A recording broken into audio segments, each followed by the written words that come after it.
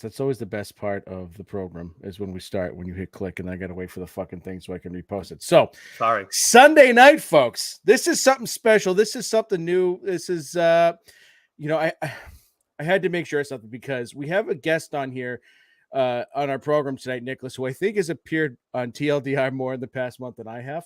Yes. And I didn't want to get fucking Adam Cold or Wally Pipped or Wally Zerbiak or whatever. So. Wally Zerbiak, what a pull. Bravo, sir. Pull. So tonight, folks, it is spooky season. This is a spooktacular issue for TLDR. We are talking top 10 comic books. I know I usually have the whole ladies and gentlemen, boys and ghouls thing, but I will save that for when we do what's new later this week. But we want to jump right to it because we have a lot of spooky ass books that we would talk about. And I want to welcome Dork Podcast Zone, Richard Milhouse Keefe. I'm pretty sure that's your real middle name. At least I've convinced myself. There is. Yeah. Named after the famous Simpsons character. Thank you very much. I appreciate that, Dr. Joe. Really, we could call this episode the top 10 books that Joe has to read during the day. Yeah. That's kind of what we're looking at here. These are the spooky ones. These are the ones that keep you up at night. And so I stole one of Violet's pull-ups. I'm wearing it right now.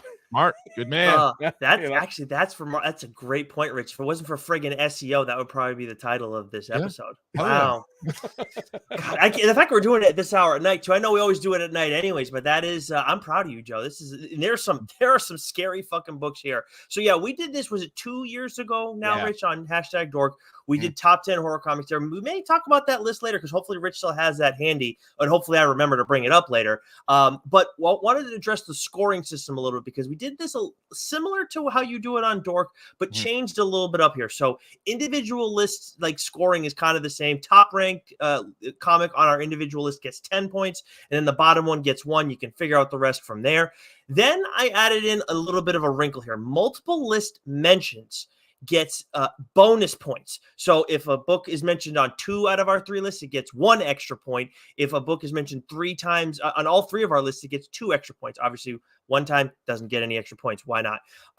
So there's also tiebreakers too. So we have the first tiebreaker is going to be number of lists, and we'll talk about some of that as we go along. Then you have the highest ranking from there. If those 2 stats are even, as long as it's not the number 1 book, we just called it a tie at that point because I don't give a shit to figure out a third tiebreaker. So that is that. We are doing top 10.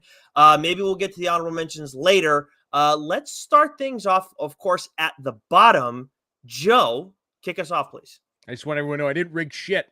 I don't know about that. I didn't rig shit. This is a book that I read. I recommended to Keefe and I recommended to, and talked about on the show, and Nick finally got around to reading it. And there's a couple of creators that I've talked about recently who there's just teams that writers, artists that just make killer fucking horror books. No pun intended. Butt intended. And come shut up, Nick. And so coming in at number 10 is Gideon Falls, written by Jeff Lemire, with art by Andrea Sorrentino.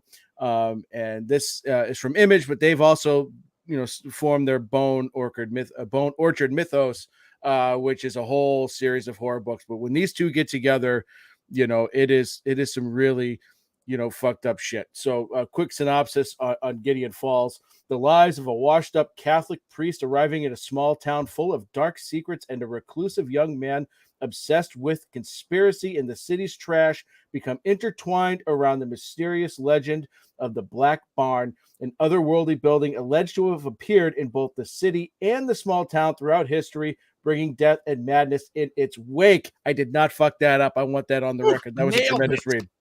Well done, sir. This is, so I was the latest to the party, to the Gideon Falls party. And I do want to point out that this is one of the few books that was featured on all of our list. This thing is friggin' outstanding. I as soon as I like the first issue, I was like, oh, I get why Joe absolutely loved this thing. The ending of that is just like, oh, like in that character too. I just like the character who dies at the end of the first issue. Just like, Yeah, I know that fucking character, and it's like, so I wasn't exactly broken up about her biting the dust. But anyways, yeah, this was to me like everything about this too, because one thing I've kind of started to think about a lot more recently, especially with horror, is just like there's like the atmosphere is something that's really important for me, whether it's shows or movies or comics. And this has such a dense atmosphere, such a creepy one, and then obviously the main villain in this is freaking terrifying. So I absolutely love this. I am very happy this is on our list. I'm usually more of a story over the art. It's close. It's not like it's like 90-10. Like I enjoy like a good story slightly over the art, but I think with this one, like the art is what jumps out to me, and it's just crazy. It's so well done. You keep waiting to like turn the next page to see what they're gonna do, and whether it's one of those like a full page layout of it, like it puts you in the mood. And like when Doc talks about having to, do this, read these things during the day, like this is one of them that jumps to mind, because I remember hearing you guys talk about this on the show and then reading it after the fact and be like, yeah, I get it now. Like I get it. Real creepy imaging stuff that like sticks with you. For me, that's usually more with like movies. Like I'll watch a movie and then like 2 days later, I'm like, oh my God, that's fucking creepy. A little bit less in comics, but Gideon Falls is one of the few that did that like days later. Yeah, well, and that's Sorrentino's. That's his trademark. Is he has these wildly abstract panels where it's not just the squares or the rectangles. Like he'll have a page, it'll look like shattered glass, and there'll be fucked up images in all those different shatters. And the image that sticks out to me is that the dude in the red face just looking out of the barn. Right? Yeah, it just holy shit! I could still fucking picture that. And that I think when I first read it, I might have sent that like a screenshot of that image to both of you and be like, what the you did, yeah. Right? Yeah, you did. Like, absolutely terrifying. Yeah. But that's a Sorrentino, Lemire staple is like, that's why I think those two work so well together, is that Lemire is just a world-class writer. And if he's not like writing a book that's depressing as shit and making you want to cry, he's writing a book that scares the shit out of you. And then when he's paired with Sorrentino, you go, fuck. Yeah. Oh, so that is Gideon Falls. That for me will always be on my top 10 list. Yeah, it's a great one. Now, I talked about tiebreakers before. Of course, I had a perfect system. It was all set up, and then we had a friggin' tie at 8th that could not be broken. Friggin' annoying. So we do have a tie at number 8, but it's the only straight up tie where we couldn't differentiate here. Rich, why don't you lead us off with that? All right. Yeah, I thought maybe Strength of Victory might be the tiebreaker, but evidently it's not. So we're going tied for 8th.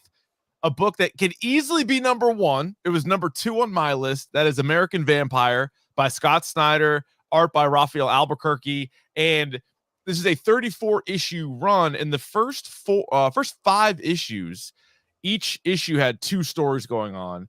Half was written by Scott Snyder, half by Stephen King, which I think got a lot of probably non-comic book fans interested. Like Stephen King, like usually people adapt stuff that Stephen King has already written in his books and then tried to, apply that to comics, movies, TV.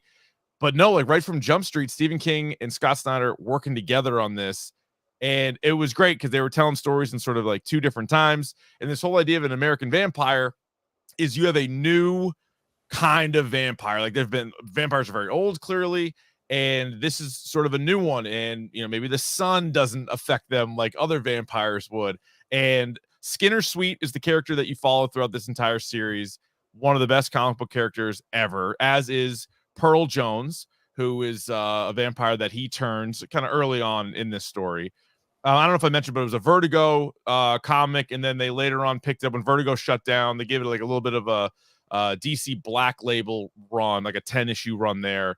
There was also something called The Second Cycle, which came out, which was fine from 2014 to 2015. But the main run of this was written in 2010 through 2013. And what I also love about it is it's the characters through time. And so there's time jumps in there throughout American history, which I think is a really kind of cool way of telling a vampire story. Plus, it's as violent as it can get. And the character of Skinner Sweet is one where he's the worst guy in the world until a few moments where he's kind of not. And then he's back to being the worst guy in the world again. Like it's a really fun character to go on that, like, for lack of a better word, this journey with these characters. I love this book. It's honestly one of my top 10 favorite books of like any genre.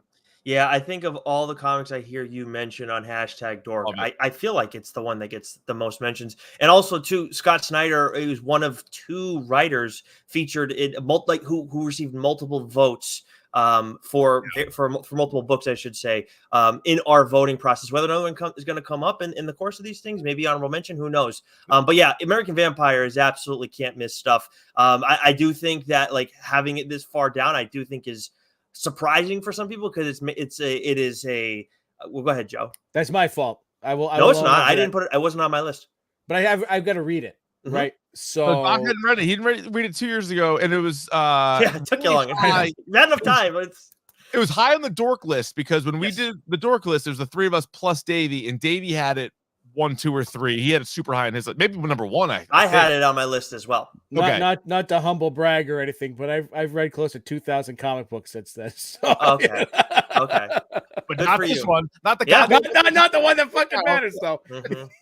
None of those Nick, matter at this point. 2 years when we do this again, I'll have it for that list. I promise. Yes, but that was on my #Dork list. But I mean, Yeah. there's been a lot of horror comics. Like, we're in such a. I saw someone tweet about this recently. How like we're in like a golden age for horror comics, and really, like you look at our list, you could say, oh, there's some recency bias in there, but at the same time, like there's just a lot of really good stuff Yeah. that's come out in the past 10 years or so. But anyways, all right, I guess I'll go with mine tied for number 8 with Rich's American Vampire. Of course, this is also a Vertigo series originally, and that has been done in DC and DC Black Label. I went with Hellblazer. Specifically for me, the one that I talk about the most is City of Demons. Of course, that is by the late Cy Spencer and is drawn by Sean Murphy, who's one of my favorite artists out there. Originally, this was by Jamie Delano and John Ridgway, and you've had a ton. I mean, Garth Ennis, I know, Rich, you know, is one that you would talk about if you're talking about Hellblazer. But by and large, like, just I love the character of Constantine, and I think he's like when you talk about a lot of these stories, we have, you know, you have Skinner Sweet, who's like obviously a horror comics character who like people know, and then there's someone like a Hellboy who can get thrown in that mix here too. But Constantine, I think for horror comics, he's like the first guy that I always think of. And again, what I love about him so much is when he is written well. Like, yeah, he's the main character, so you want to be on his side, but at the same time, it's like you're kind of an asshole, aren't you? And it's like you want to root for him. And I just, whenever that happens in story, I find that very interesting. And Constantine, like when he's done right, there's no character that is more conflicting to quote unquote root for. I love him so much, and I think all the stuff, you know, that he deals with, and it's sort of like a whole different area than like the rest of the DC universe kind of plays with. And I think anytime he's included, he makes that story better. Like whether it's Swamp Thing or Batman, the Green Arrow TV show, like anytime you get Constantine and like the dark arts and like communicating with like beings that are in hell or whatever else, like it's awesome. And it's a guy that, you know, does he have powers? Does he not have, like, what does he do that other guys can't do? Like, he's always so fascinating, and he's cool. Like, he's just written always really cool. So I think this is a good call. I did put the Ennis one on mine. That's super dense. It's super long, but I think it's one of the best versions of the character. Yeah. I mean, I love him because he's one of the more relatable, you know, characters that you're gonna read about, because like I think there's a part of us that all wants to act like a dick sometimes, and he does have some redeemable qualities to him. And I think, I mean, I haven't read much Constantine, but I read you know, City of Demons, which I absolutely love. Yeah, I don't know why. This is just a me thing. Why I don't like consider Constantine horror, even though he's definitely, you know, on the darker side of things. But this is a good call, regardless. If you haven't read, you know, the City of Demons, or you know, you need to read it. It's absolutely fantastic, and I need to read more of it myself, because I feel like I'm missing out. That's the reason I cite that one is not just that I love it so much, and like that's when I tell people, if you want to read horror comics, this is a good place to start. The other thing is, like, you don't have to know anything about Constantine prior. No, It's just an easy I one didn't. for you to Yeah. pick up. Exactly. So that's why it's such a good. It can be a really good starter comic for people in various ways. Quite a few of these can, including our number 7 book. So we've gone past the ties where we can't lean on a tiebreaker. These are all straight up from here on out. What do you got for me, Joe, at number 7? So this is a book that was very, very high on my list, and this is a book that I, Keith mentioned it when we talked about Gideon Falls. Like whether you're watching a horror movie or you're reading a horror comic, there's either images or there's stories or there's things that just stick with you. And when I read Red Fork, written by Alex Packnadal with all art by Neil Vendrell from TKO Studios, like I read this book, and not only did it scare the piss out of me, but it was also heavy, and it hit you sort of on a different level as well, because there's it's dealing with a lot of different elements other than just horror shit. Small mining town, drug addiction, all that shit, and it's extraordinarily well written, and the art is extraordinarily vicious. Especially considering, once you kind of get into the mines and you know what the fuck's going on there, and sort of how it's poisoning the town and all that stuff. So this is a book that I have, I've got it over here. I've got the hard copy of it. This is a book that I will recommend to anyone and everyone. It's what you should have in your collection. You can read it. It's a good book, I think, to read like every so often. Like I'll go back, I'll reread the Lord of the Rings every few years, shit like that. Like this is one of those books where you have in your bookshelf with all your other, graphic novels, and you just, okay, it's spooky season. I'm going to pick it up. I'm going to read it, and not sleep for 3 days. How many issues is it? Did you say? Well, so TKO only does, Okay. they only put their books out in graphics. So I think it's the equivalent of like 5 issues. I think this one's 6. Trade. But Okay. it's a trade. It's a trade. Yeah. Oh, yeah. nice. Yeah. Right. But I have not read it. So honestly, Joe, this could be higher on the list if I gave it a rip. I got to read this one. Yeah, this is how TKO does their shit, right? Little bit oversized, great, Nice. and we'll find a way to get you a copy because it's absolutely excellent. Well, they do it in either, if you want it in a collected trade edition, or you can get it in a collection of floppies too, which is kind of nice, and it comes in like a hard case. But yeah, this was on my list. It actually moved down since we did it on talk about this on Dork a couple of years back. But I still love this, and I think it's just I haven't read it in a really long time. But yeah, this is when you're TKO Studios is a company that we've talked about a little bit, but not as much lately. I know Cullen Bunn's got something coming out with them fairly soon, but they are definitely that. This is one of their best books, and they got some really good ones over there too. But yeah, Red Fork comes in at number 7 on this list. Number 6, there was a tiebreaker at this one. It has the same score as 5, but this one had a slightly lower rank on individual listing. Keith, this one's all yours. Yeah, number 6 is Nailbiter by Joshua Williamson and Mike Henderson, and it's an Image book. A lot of people would know Williamson from his run on The Flash or Batman or what I think he's done just a ton of DC stuff. He's done a lot. Done a lot of DC stuff. I really like him. I think he's done some great stuff over there. But this Nailbiter, another one that I heard from you guys in your show, and I jumped on it, and it is my exact style. This really? is okay. Yeah, dude. I mean, I am a weirdo with the serial killer stuff. I know it's a weird thing, but whether it's Mindhunter or Silence of the Lambs or Seven, like this is in that realm. And this was a 30-issue run written back in 2014 through 17. They came back with a Nailbiter Returns in 2020, which ran for 10 issues. But this is the synopsis that is on Wikipedia, and I don't think I could do a whole lot better. So for those that haven't read Nailbiter, this is what it says. The series centers around the fictional town of Buckaroo, Oregon, which has produced 16 of the United States' worst serial killers. Dubbed the Buckaroo Butchers by Urban Culture, its most recent creation is Edward Charles Warren. Great 3 names. It's always a 3-name serial killer, these psychos. Otherwise known as Nailbiter, due to his predilection of chewing off his victims' nails and part of their flesh. Fucking gross. By the series start, Warren has been caught by FBI agent Charles Carroll, but Carroll has since gone missing, leaving it up to his friend and NSA agent Nicholas Finch to search for him. Nicholas decides to start his search in Buckaroo, where he begins to question why the small town has produced so many murderers. Like, perfect. I'm in. It is gross. You get introduced to and meet a whole bunch of other serial killers who have like their own calling card or like what makes them unique. The whole thing. It's 30. It's a fast read for 30 issues. Like you pick it up and you rip right through it. But yeah, it's definitely gross, but it's all like that serial killer stuff, man. I'm just so fascinated by it. And I think it was good. Now, I don't even know if I've read Nailbiter Returns. Which is kind of weird to say because I loved the book so much, and maybe I thought that was a good enough ending on its own.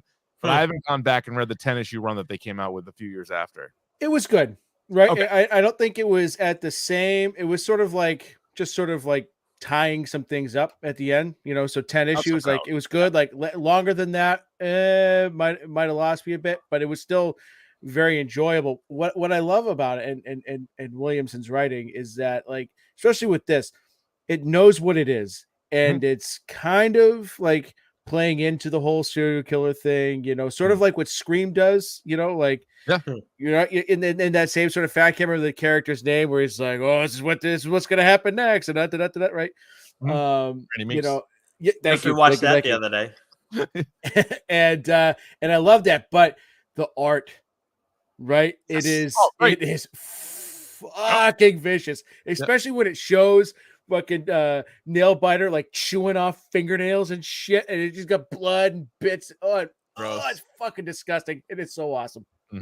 So this one was 6th on Rich's list, which is the highest spot that it had. I have not read Nailbiter, so I would imagine if I had read this, I think you'd like it. Yeah, so that would probably have bumped this up considerably, because 4, 5, and 6 are all right in that same range. I had 6 on my list too. You had it 6 on your list too? No, you had it 7 on. Oh, wait a minute. Did Nick fuck the list up? He fucked the list up. Oh, it should have been a double tie here again. We had 2 ties. Are you kidding me? So this is a tie for 5th here as well. No, Joe had it 6th. I actually had it 5th. You had it 5th, and then so that's where I had it wrong. You had this 5th, yes, and then Joe had the number 5 book 4th on his list. So that's where, but I was still correct either way. So we're good. All right, Joe, what is the number 5 book on our list? We surpassed the midway point. This is why he's an editor, not a fucking mathematician. Yes. So coming in at number 5 is one of my favorites. This is one of the first books I read from AWA Studios, and that would be Hotel, written by John Lees, with art by Dalabar Talaich. And this was like, we're not seeing as much anthology books we are now that we were in, like, I think like 2021, 2022, between Ice Cream Man, Hotel, and and a couple of other like series where each issue was its own creepy ass thing. And Hotel started that way, and then the second volume was a little bit more linear, but I absolutely love this idea of like this just haunted hotel on the side of like Route 66. And again, you want to talk about like a great horror writer, John Lees, paired with a tremendous, like, John Lees, this guy knows what he's doing when it's come to horror, and he knows how to pick his artists too. And Talaich has a really I think unique art style that is very fitting for horror comics.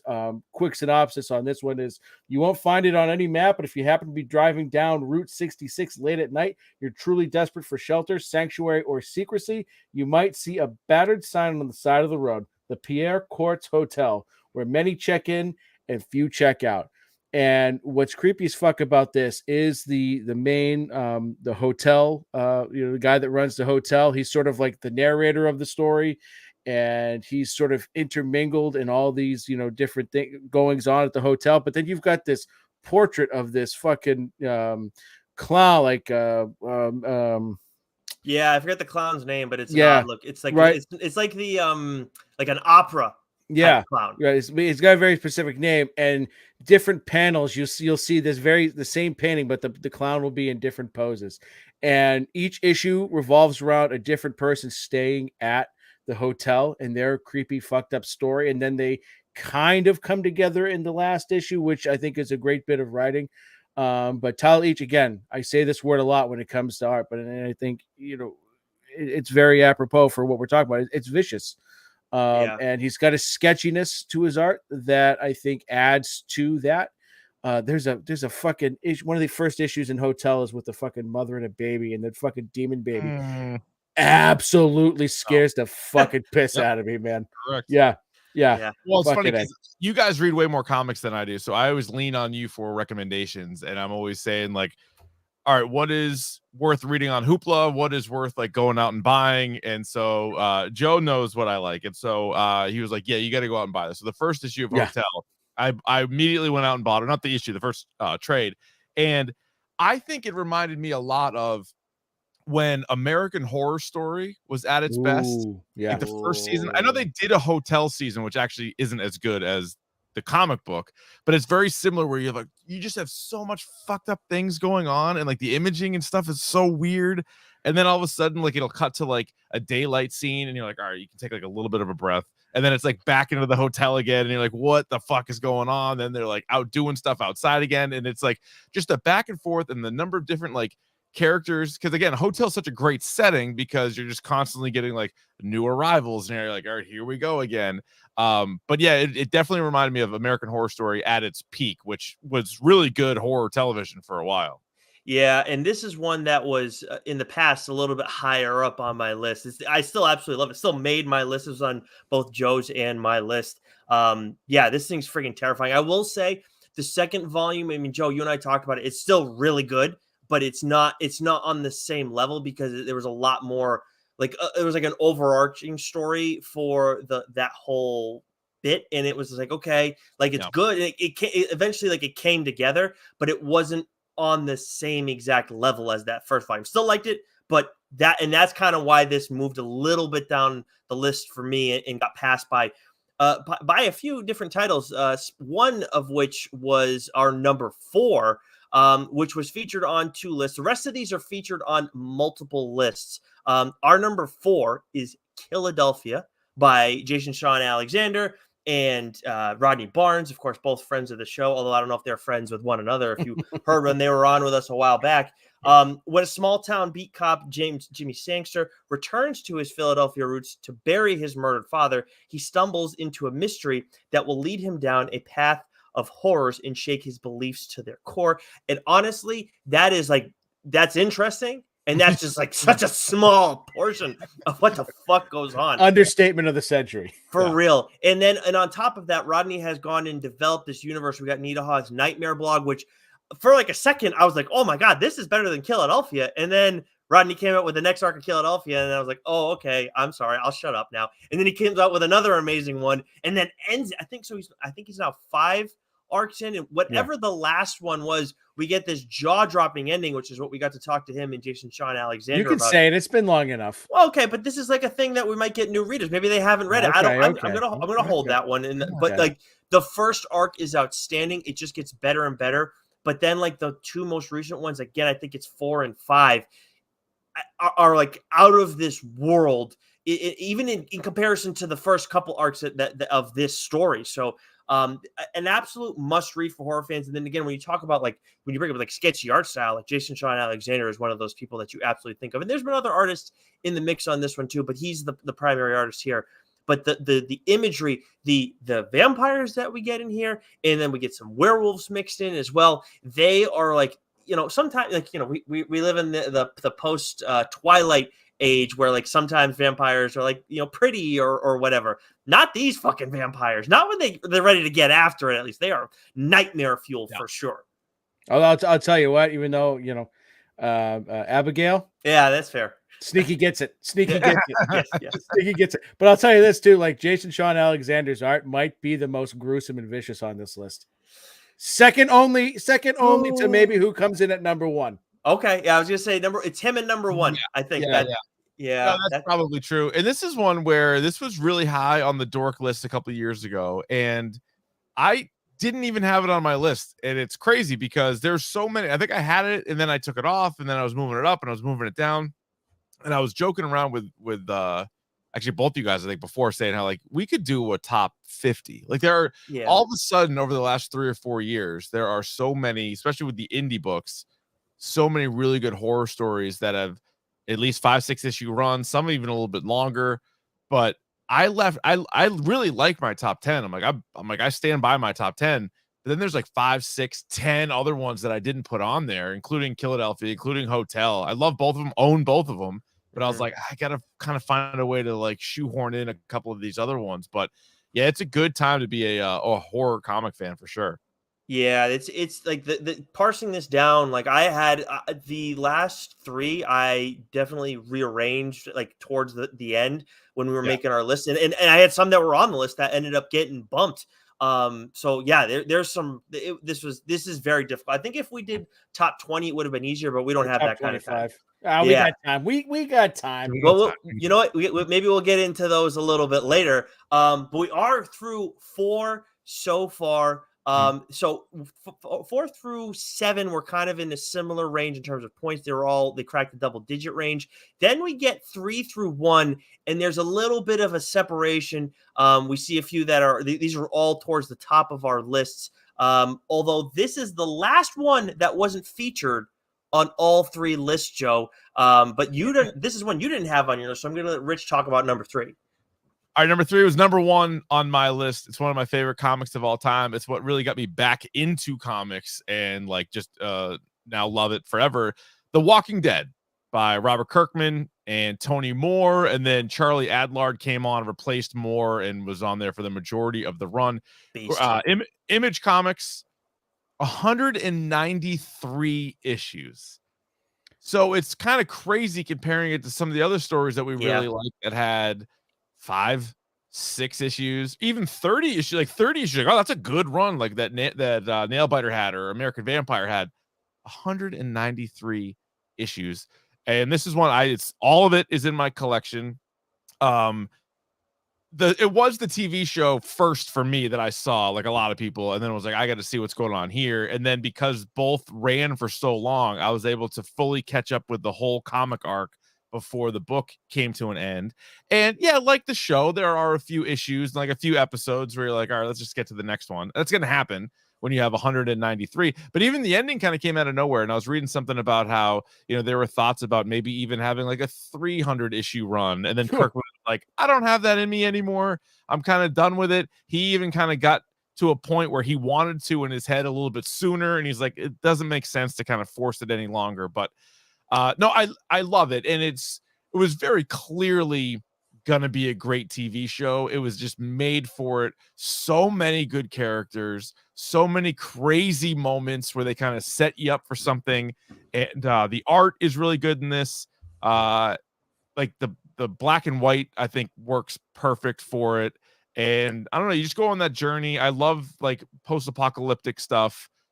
This was, even before zombie stuff really took off. Then maybe people may have gotten burned out on zombies, but when this first came out, all the way back in 2003, that was the first issue of The Walking Dead. It was 03. Then they finally wrapped up in 2019.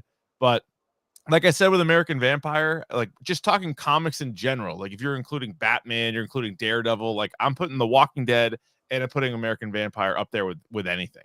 Yeah, and then the early aughts. You bring up how when this started too. The early aughts was a great time to be a zombie fan, because you got this, and then you also got 28 Days Later at the same time, and not long after 28 Weeks Later, and different types of zombies, but still like huge for the genre, and they're probably part of why. Because then 06 is when we got World War Z, the book, I think, which was tremendous.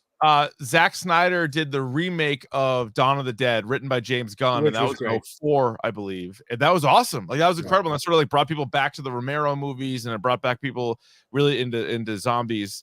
And then like what they've said too before is like The Walking Dead is actually describing the people who are alive. Like that was sort of the big thing with this book, is like that's not the zombies. They don't even say zombie in the show or the comic, but The Walking Dead. And then what you find is that the other surviving people end up being far more dangerous than the zombies, because this is still a slow zombie, right? Like 28 Days Later, it's the fast zombies, or I was watching the Train to Busan, like that's fast, flat, like real fast zombies.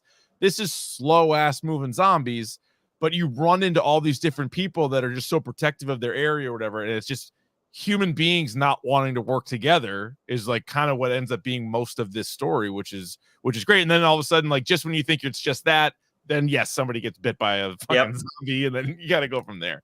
Yeah. It really is outstanding. And that show, I know it's had like its ups and downs for a while, though. It was absolutely can't miss television. And I still have to finish the show. I'm like right there. But obviously there's a whole lot of other shit to watch. But yeah, this absolutely has to be on the list. This moved down just a smidge for me because of because of my number one book. That's the only reason. Otherwise, it would have been right back at number two. But yeah, The Walking Dead is outstanding. And yeah, it was originally from Image and then Skybound when Kirkman formed Skybound. And a little factoid about our list. This is actually maybe a spoiler, but it's the last Image book that we have featured on this list. And Image was the most well represented publisher on our list. And then if you factor in Skybound, it adds a little extra to it. But the next one, number two, Joe, because you have not read The Walking Dead, right? Yeah, only because it's just so daunting. 193 issues. That's insane. Yeah. That's a lot. And Yeah, I remember I remember like, oh, I should probably start reading it when the show came out, and then I just started watching the show, and then the show got to a point I go, fuck this, I'm not watching this shit anymore. And so, but I have no doubt because Kirkman is a hell of a writer, and the praise that this book gets and is deservedly so should be on this list. So maybe one day I'll grab an omnibus or I'll grab a couple of the thick bitches and I think it's in 4 compendiums. I think Yeah. is what it was. And so like I bought the first 2, and then from there I was like kind of just grabbing like the individual trades. Yeah. But I'm telling you, as daunting as it is, it's one of those books that if you read the first issue, you'd be like, Yeah. fuck, Yeah, this is because what I'm they've been doing re-releasing them now, I believe, in color. Yes. Yeah, they are, which is kind of interesting. I might want to check those out. I did like and appreciated the black and white, but I should, because I like it so much, I should give it a go. See how different it is. I think it's under the title now of Walking Dead, The Walking Dead Deluxe. Yeah. Okay. Yeah. So, and that's coming out monthly. Then now let's move over to our number 2, Joe, which was again featured on all 3 lists. It was this, our number 1, and Gideon Falls, oddly enough, our number 10 was the only other one featured on all 3 lists. Yeah, so coming in at number 2 is The Autumnal, written by Daniel Kraus and art by Chris Sheehan. And so when I read this was a book that was recommended to me. You gotta check this out and read it. And I read the first issue and I called dibs on it immediately. And so I talked about it. You called dibs on it before you read it, I thought. I honestly think you did. And that might have been one of the first. No, you got the advanced copies. I got the advanced. Yeah, I'll shut up. Thank you. Thank you. Thank you. I appreciate it. Jesus Christ. This fucking guy, right? Okay. TLDR brought to you by Rich Keefe and Backcracker Dr. Joe. Oh, interesting. So, witches didn't make this list, but Autumnal did. So I it kind of works out because I think, to me, honestly, like Autumnal is a slightly better version of Witches. They're both very, very similar. And I reread Witches, the first couple issues of it at least, just to kind of refamiliar, because make sure, like, does it, should I bump it off or something? Anyways, and I love it, and I love the art and everything about it is great. But the Autumnal just gives you that. It gives you that Stephen King small town New Hampshire creepy ass vibe. And while not every issue is packed to the gills with gore, it's the suspense, it's the villain you don't see, right? And then when it all comes together at the end, it just fucking hits you over the head. And it is so layered. The art's fantastic. Everything about this book, like the fucking covers. Amazon wouldn't publish the covers on their website because they thought they were too outstanding, too creepy, which I thought was absolutely fantastic. Yeah. The synopsis on this is wildly too long. I'm not going to read it, but brutal. God. Yeah. If you don't like body horror, you don't want to have that in your house. Yeah. So gross. Fucking good. Absolutely gross. Yeah. But yeah, Daniel Kraus, now friend of the show, and it was fun getting to talk to him about that. And obviously Trojan, which he wrote for AWA, which is more of is a book that came to my mind in this conversation, but that's like a dark fantasy, sci-fi, sci-fi kind of story. So didn't crack the list, but yeah, you couldn't say it better, Joe. Like the witches walked so this could crawl so this could walk. Or sprint, however you want to look at it. It was outstanding. Like I do love Witches that had been on my list previously. But Autumnal is just, to me, a step above, and it's just like it's just because of the story, honestly. In that instance, it's just a little bit like creepier, the vibe to it, the Stephen King stuff, like you said, like there's all of that in here, and that's the atmosphere, like I said, is so important, and you get that little extra layer here, and why it has that. Yeah, the mother-daughter relationship, the mother, right, all of it. It's so fucking good. Good, and like sticks the landing too. Yeah. Yes. Yeah. It does. They really fuck with you at the ending there. It's outstanding. Now, before we get to our number one, let's just roll through some honorable mentions. So we only have 10 books on our list, but there were 17 books in total that got votes. Obviously, not all of them can make the list. That Texas Blood was the one that got screwed. Actually, the first three out got screwed. So that Texas Blood had the same score as Gideon Falls, but it was only mentioned on Rich Keefe's list, which was your number 3. Yeah, it was my number 3. So another one that you guys recommended, and I love it. I love it. And I understand that maybe not everybody would include it as horror. And I think that's sort of like an interesting distinction. Like when you look up lists, like where you're listening to this, and you're like, all right, top 10 horror books. There are plenty of comics, just like movies and shows, that have multiple genres. Like there can be something that is clearly science fiction, but it's scary. So you're like, all right, that's sci-fi and horror. Or, it can be a thriller, but it's fucking scary. So it's also horror. This is like I don't know, it's like Western meets mystery, like all this kind of thing. But there's some scary stuff in there. There's a cult. I feel like cults kind of put you into the category of horror in a way. That's fair. Was it the second arc that told that creepy ass cult Yeah, story? and you know what? You talked about setting an image of Gideon Falls. I think you did the same thing with that Texas Blood. Oh yeah, to read it, and I was like, yeah, look at that fucking guy. Like that's creepy as hell. So like that to me, like read as horror, but I understand that not everybody would include it as horror. But I loved this book. So yeah, I had it number 3 on my list. Yeah, I have since gotten to read this as well because Joe did talk about it on the show, and that Texas Blood is outstanding. And I did not have it on my list. I know Joe did not have it on his list, but I will say, in fairness to you, Rich, like when I saw it, and I was like, okay, I love this book. It's outstanding, but it's not. I don't look at it as horror. And I went and looked it up afterwards. It's like, no, there are people who absolutely. So you are not alone. And I'm curious if we have listeners that feel that Texas Blood should be on this list. But Joe, obviously, you love this thing too.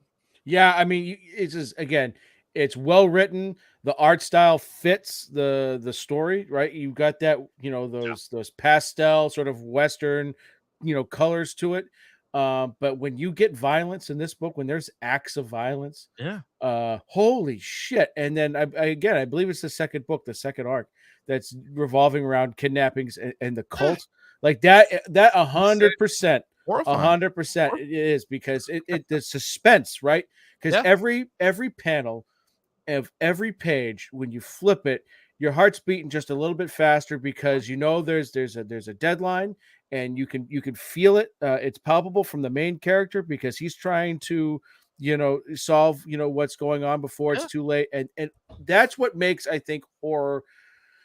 Because you've got the slashers and you got all those things, but I think, to me, like, real horror is that there's the shit that gets your heart racing a little bit, get you feeling, and get you sweating a little bit. You having regrets, Joe? Would you put that on the list now? You thinking maybe horror? Yeah. 2 years, I'll have it on my top 40. 25. So that received 8 points in total. Then we had 3 at 7, but we actually had 2 books that got multiple list mentions but did not make the list. Both get 7 points. Witches was a little bit higher than Night of the Ghoul on personal lists, but obviously both Scott Snyder books. So again, he had 3 books that were up for consideration. Obviously, an amazing horror writer. But I'll tell you what, Joe, Night of the Ghoul, I think I did this one. This was one that I was really like dying to wait on. And then you talked about it recently. I think I read this while I was on my honeymoon or in transit, whatever. This is it's awesome. And it's such a good story. And then you get to the end. It's like, wait, what the fuck? It's such, the ending is top tier, friggin' outstanding. You and I both had this on our list. Rich, have you read it yet? I did. I like Night of the Ghoul. I love like witches and American Vampire. Like, so Scott Snyder horror, which he has a lot of. I trying to like whittle it down to 10 was tough, but I have read Night of the Ghoul and I liked it. Not as much as you guys did, clearly, but definitely. I love the premise too, like the idea of like this old movie, like trying to get like to finish this film. Like, what a cool idea, and just kind of like shopping that around, like how chaotic it is early on. Like, I did like it. I just happen to like witches and vampire more. And talk about another great horror artist is Francisco Francavilla, right? He gets gritty with it. Well, you know what I was thinking too when I was like all these Scott Snyder books is another topic that we could do at some point is top 10 writers or top 25 writers, because there's so many Scott Snyder books that are like my favorite. But then you keep like naming guys and like, oh my God, there's so many of them.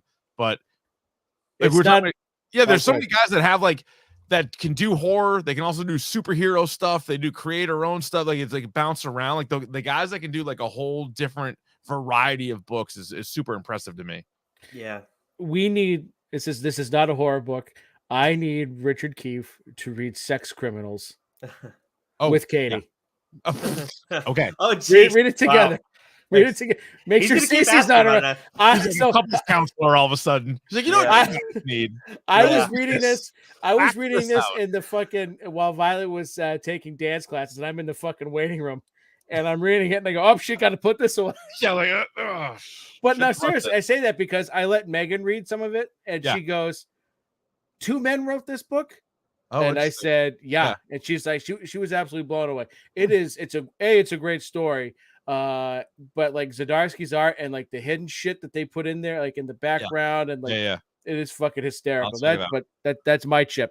He's on the top 10 on the list for sure. Yeah. Oh yeah. Oh, he's Joe's chip. We got to make sure that's on record every time we talk about him.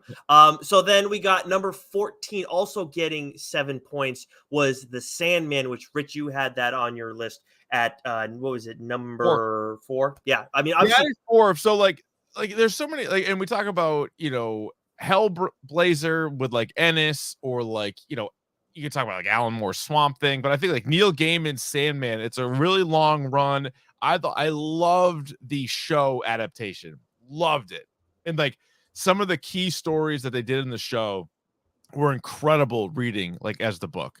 Like that one story about like the guy who was gonna live forever, and he's like, "Yeah, I'll meet you at this bar like every however many years, and we'll meet right here." They do a great. It's a really cool story in the comic. They acted out really well in the Netflix show, but it's just a cool character, cool creepy character. Yeah. Like, he's dealing with all kinds of other people. He's going to hell. He's dealing with dreams. He's doing all kinds of stuff. It's sick.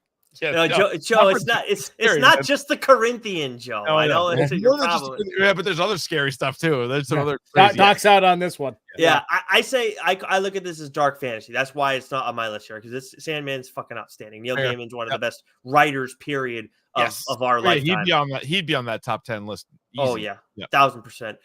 Then we move to number 15. We got Harrower, which is from Boom Studios, which I did have on my list, pretty high up, and I praised this pretty a lot when I talked about it on the show. Of course, Boom Studios. So Boom and then Dark Horse are the only two that received votes on our list, but were not represented on the final list.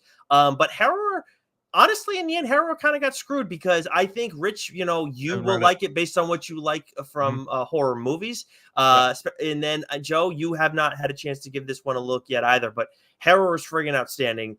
Then 16 is Arkham Asylum, which was on Rich's list. And then the last one, which is the only book on Joe's list that was the only one that got a single vote. Everything else he had someone else also voted on. Well done, Joe.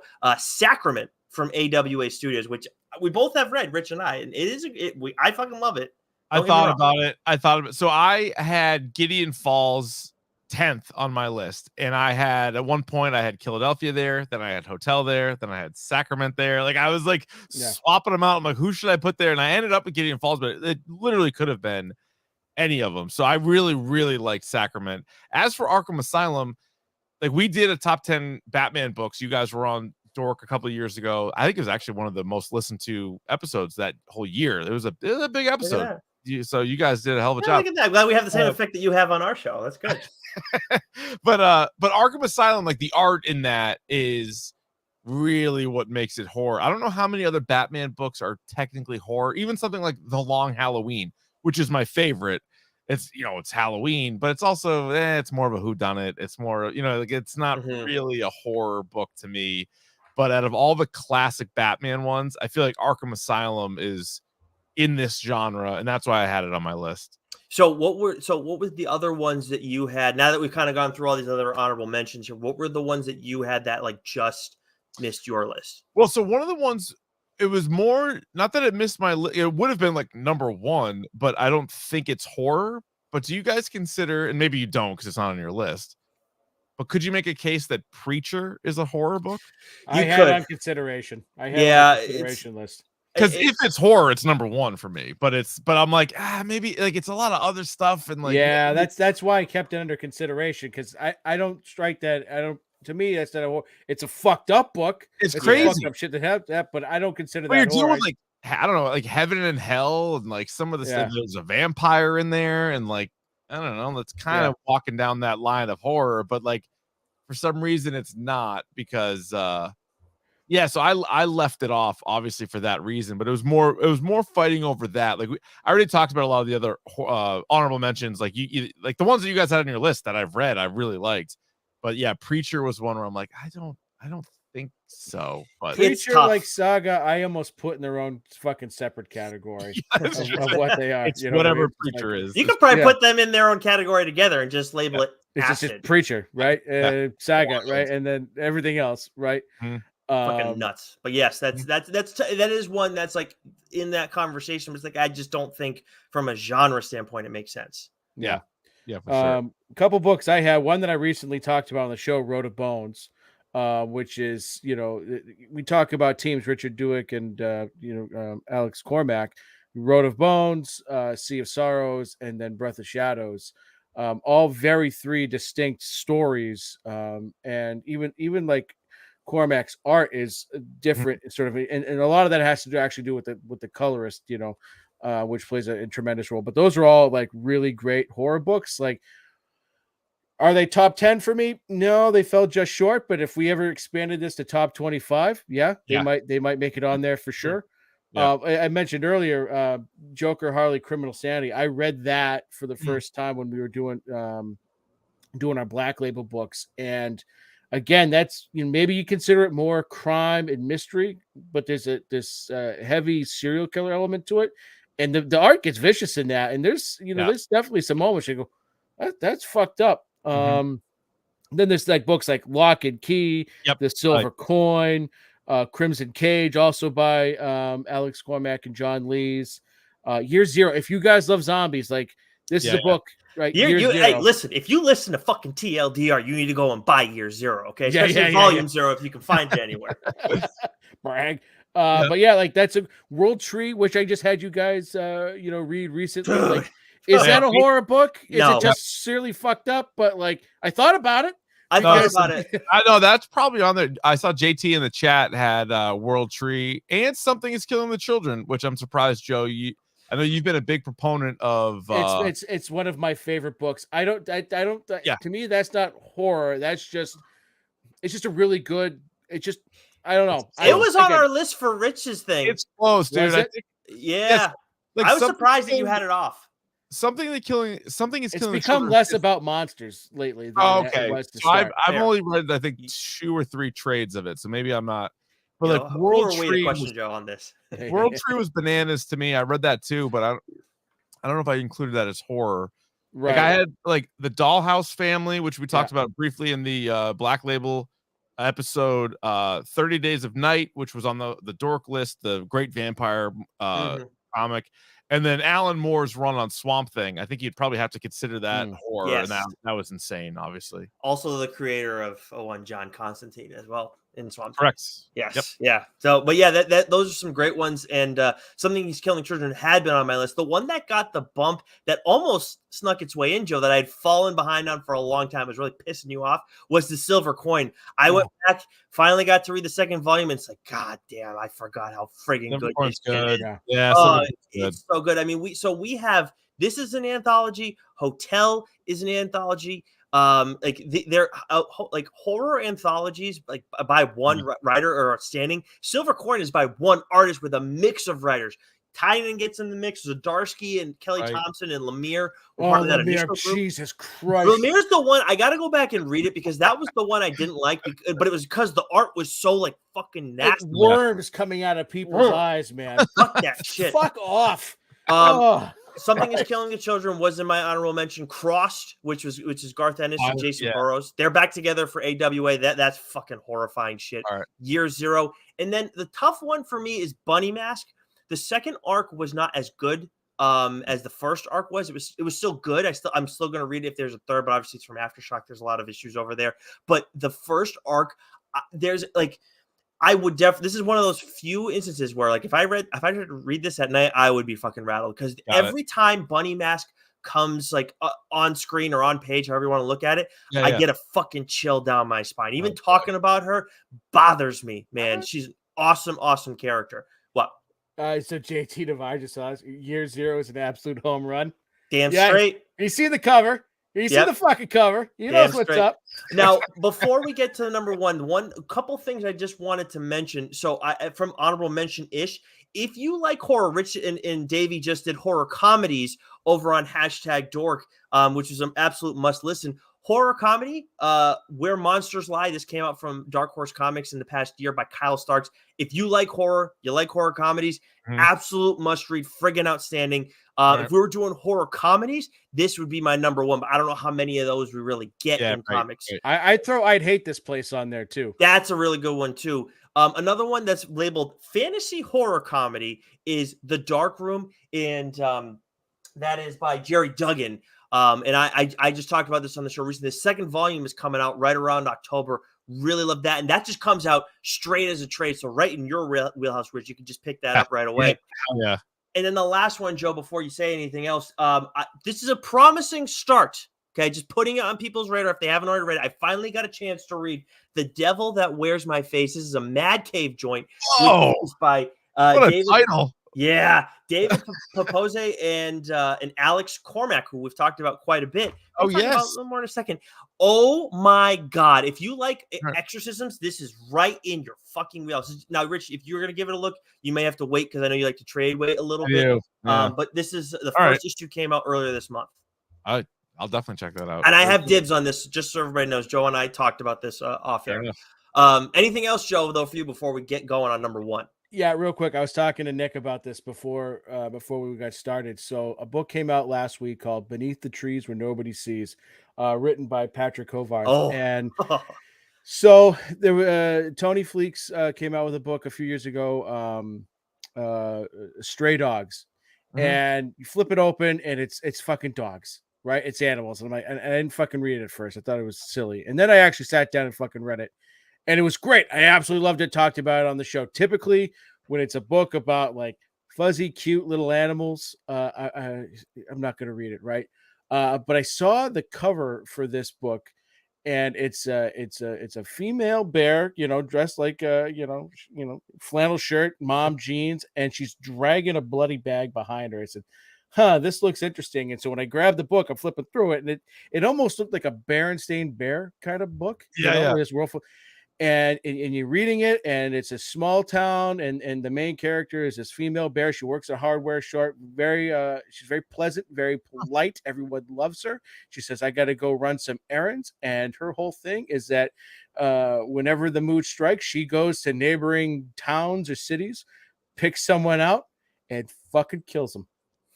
Okay. And the fucking artwork, right? The artwork was like the way this character kills their victims was so vicious but meticulous and clean.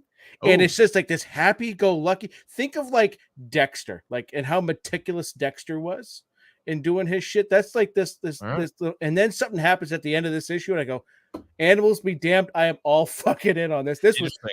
It was so fucking bizarre and awesome at the same time. I can't wait. I wish more issues had come out. It's only the first issues out, but this is a TLDR worthy book.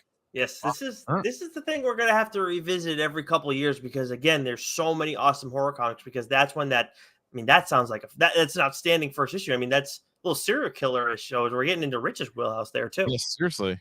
Yeah. All right. Now, you talk about clean and meticulous, but this book that is our number one, without further ado, is Anything But That. This brings us to our 7th publisher mentioned in our top 10. We're talking Comics Tribe, and this is written by one John Lee's friend of the show, the only other writer who got multiple mentions, multiple books represented, the only one that got multiple books in our top 10. John Lee's artist Alex Cormack, Sink.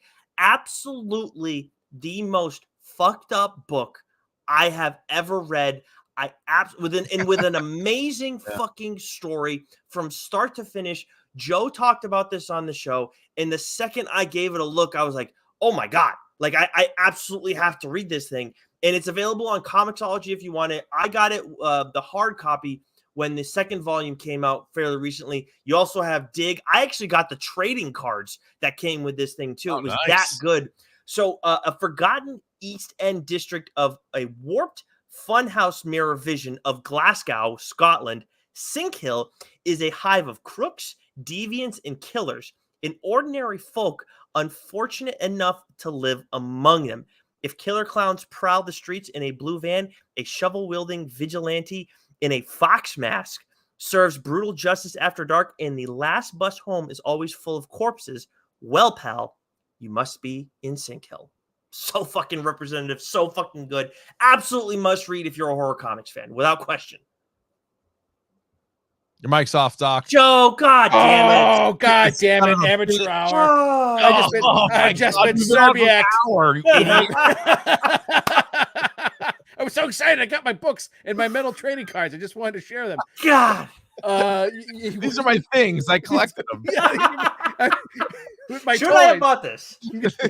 Yes. Yes, you should have. You want to talk about images that stay with you, right? Like I remember reading the first issue of this. I got it on Comixology, so it's all collected together.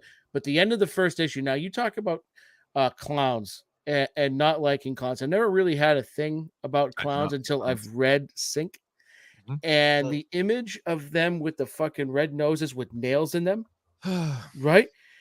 That terror. I think I read that and I had to wait a day or two before I finished reading, because like that was something else. And again, this is kind of an anthology story, and it's not at the same time, because you do have a couple of characters that you kind of get throughout the whole thing, but like this, the city of Glasgow is a character. Sinkhill is a character, and the characters, the other characters that you meet, and it's Cormac's art, man. Whether it's so good. Whether it's the Crimson Cage, that he did with John Lees about the retelling of Macbeth via 1980s independent wrestling, or it's his work on Road of Bones, or this, man, like. There is a grittiness and a sketchiness and just a fuck it, I'm going there style to his art that just that's why this to me is the best horror book I've read. And there's no fucking questions about it. Like you read this, it's great storytelling, it's fucked up art, and you're gonna read it real fast, and it's gonna stick with you always. Yeah. Quick small world story, also could be considered a brag, maybe, is so Alex Cormac's brother is Uncle Buck, who's been on a bunch of episodes of #Dork back in the day.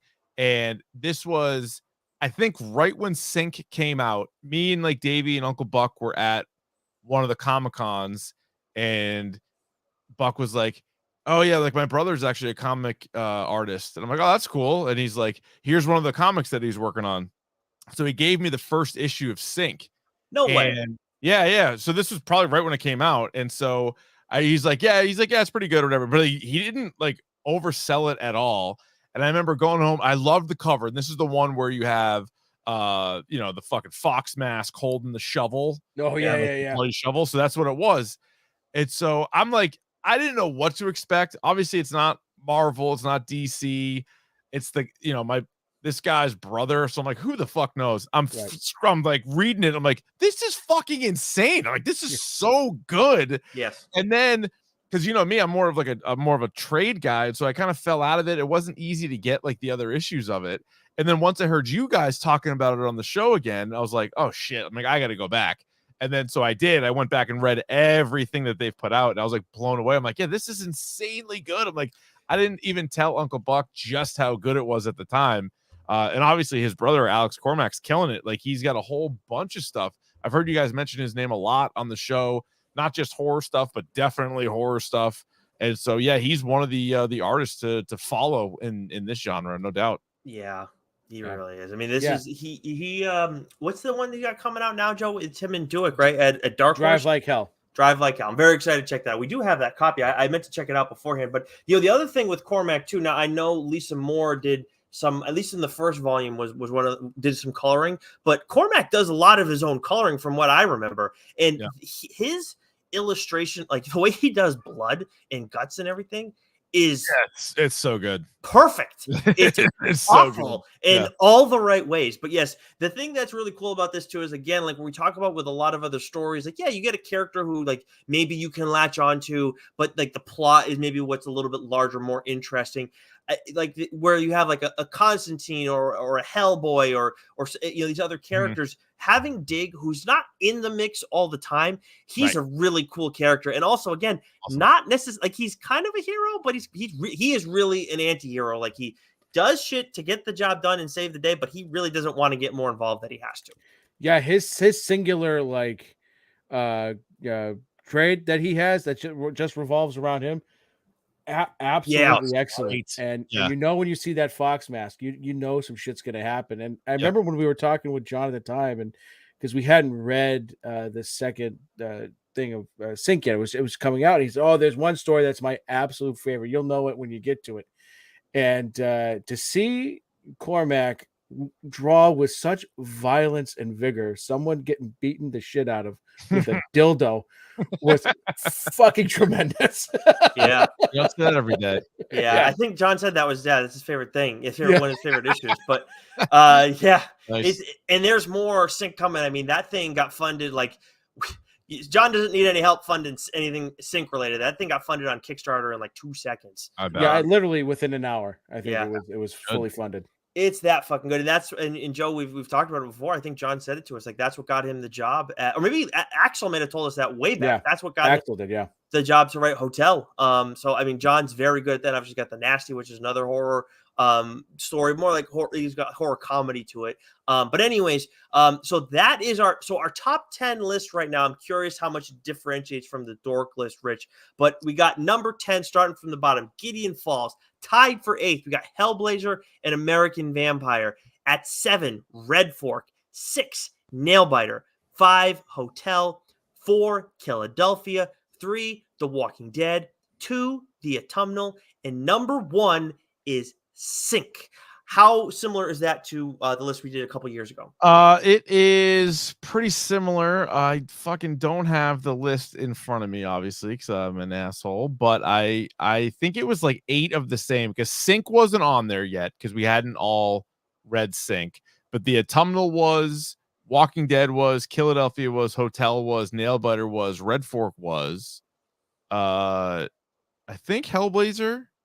You know what? Believe it or not, could it possibly be 9 out of the 10? Now that I'm looking at it, I think Witches was in for sure. Yes. And American Vampire was in. And 30 Days of Night was in. So maybe 2 of them weren't. It might be only a difference of 2, actually, after. I don't know if Gideon Falls was on there or not. So maybe Gideon Falls wasn't. So maybe Gideon Falls and Sync weren't, and Witches and 30 Days of Night were. Wow, that sounds right. Well, I'll tell you what, I'm gonna go back and do what I think everybody else should do. Now that you've heard our list here, go back and listen to that episode of #Dork because it is available in audio format. Because I think that was originally just it's on the podcast. We released it during an off week, but it's also on YouTube if you guys want to give it a watch. Either way, and of course, people can find you over on YouTube, but tell everybody where they can find you, please. Yeah, Twitter, Instagram, YouTube @Dork Podcast. We stream our episodes now Monday nights at 9 once a week, and so we're wrapping up Dorktober. A couple more spooky episodes. We're gonna do top 13 vampire movies. Ooh, that'll be our next episode. Yeah. Okay. I'm excited for that. I saw people clamoring for the House of Usher one. I'm excited for that. I haven't watched the show yet. I'm hoping to do that too. Davey's got to finish that. I finished that. I liked it, so I'd be happy to talk about that for sure. So better than Bly Manor. Way better than Bly Manor. Okay, good. Yeah. All right. Good to know. Joe, that is it for us. Although we will have what's new this week. Until then, stay sexy. You know it.